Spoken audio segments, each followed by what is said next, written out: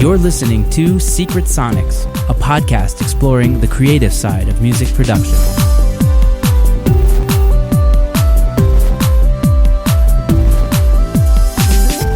Hello and welcome back to Secret Sonics. I am your host, Ben Wallach. I am joined today by Eric Sarafin. Eric Sarafin is a gold and platinum award-winning record producer and mixer. He has worked with many internationally known acts, including The Pharcyde, Tone Loc, Ben Harper, Lifehouse, 9 Days, Bare Naked Ladies, Amy Grant, and Foreigner, just to name a few.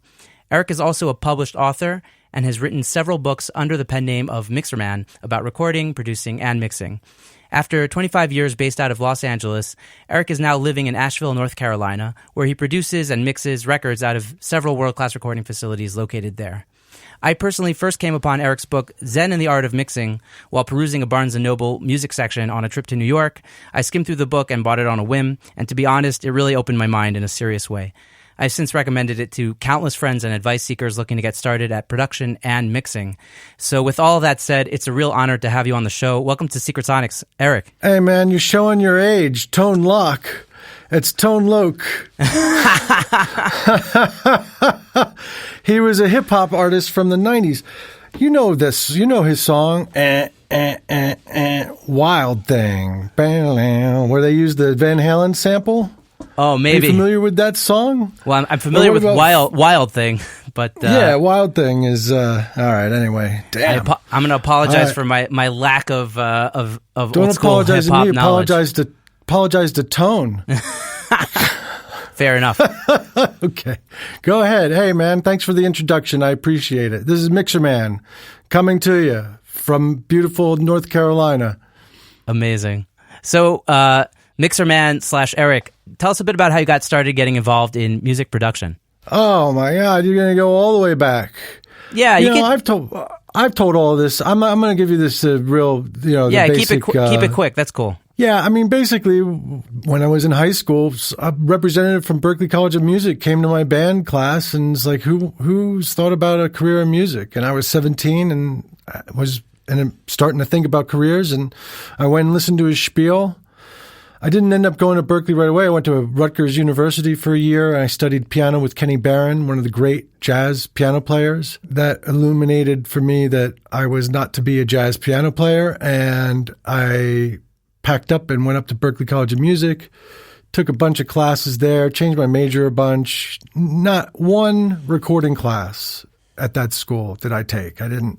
But I ended up at a studio called Dimension Sound Studios in Boston, and I cut my chops there. It wasn't a very busy studio at this point, although it had a lot of great gear and a really nice room.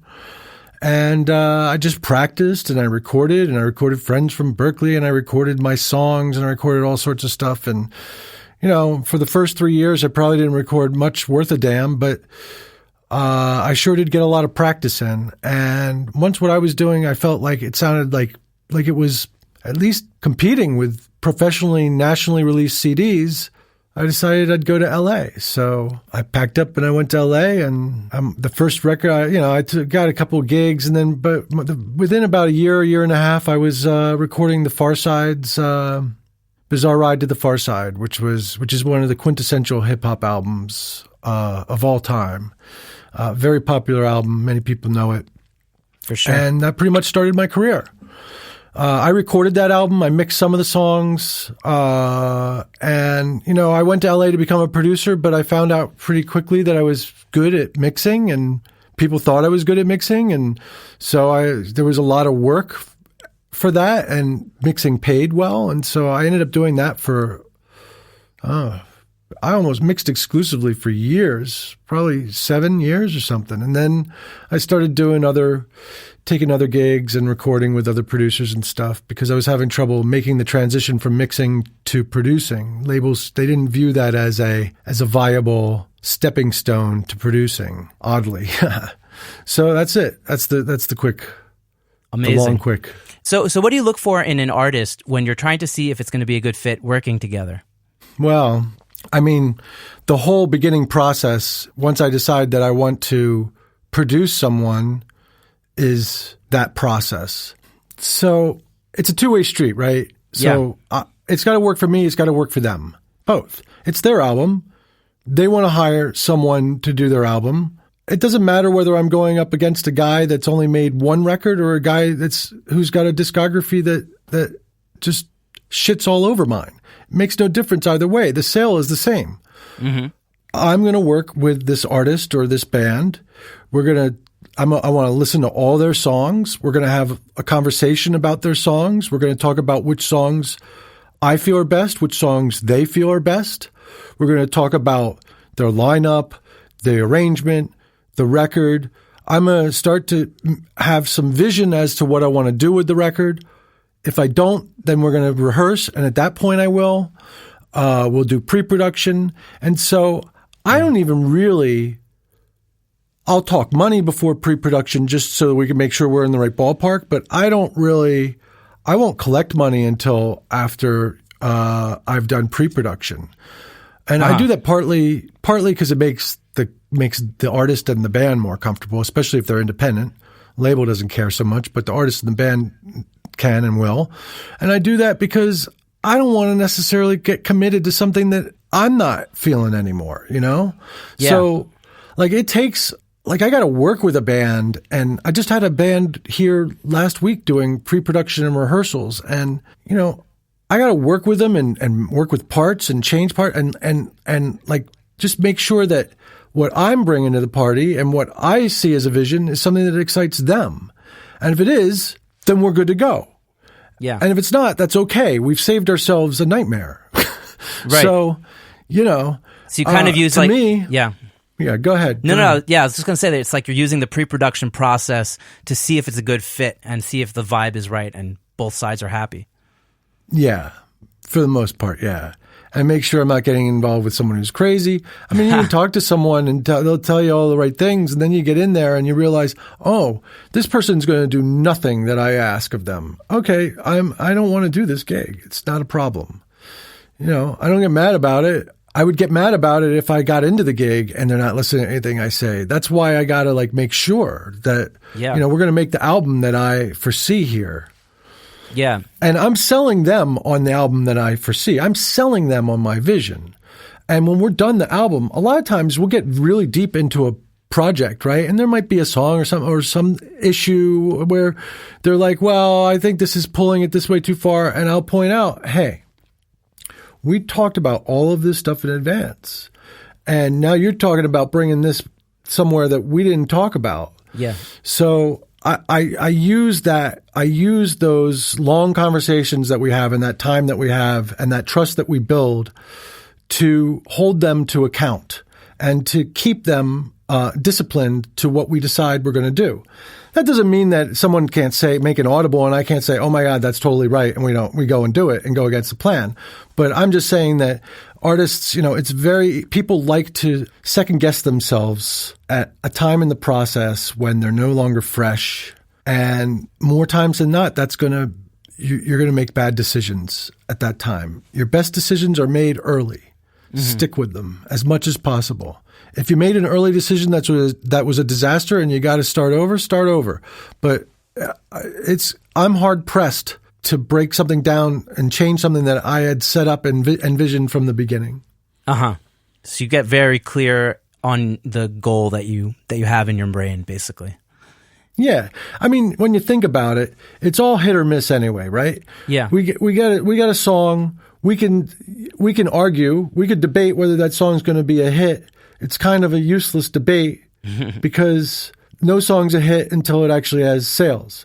So now, whether it's going to get a reaction or whether it gets the most reaction, that's fine. So we can talk about which songs get the most reaction.